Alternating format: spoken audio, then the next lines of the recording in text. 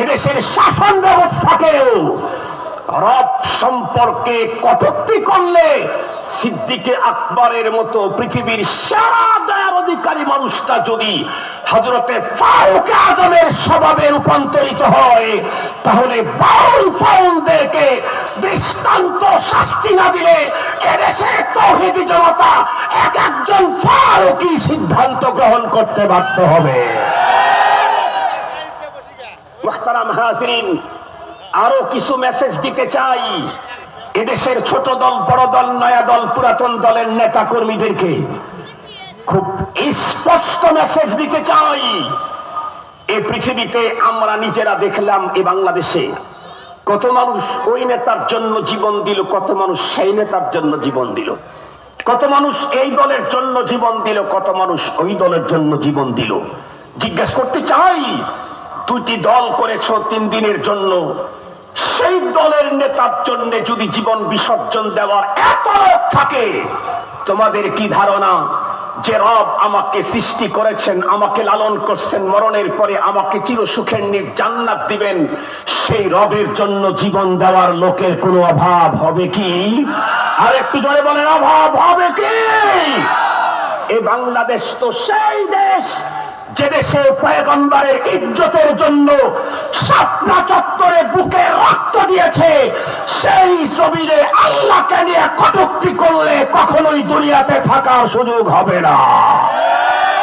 আগেই বলে দিয়েছি।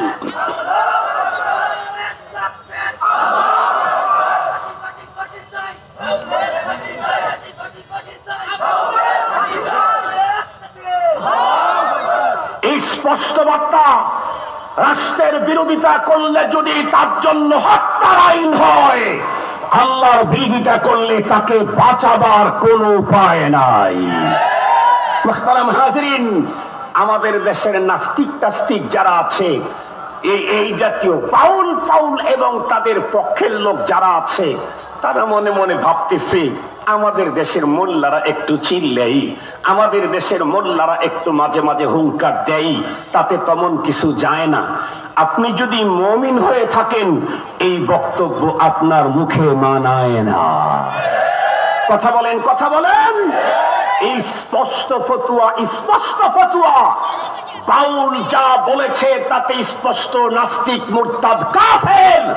তাকে যারা সাপোর্ট করবে তারাও কাফের।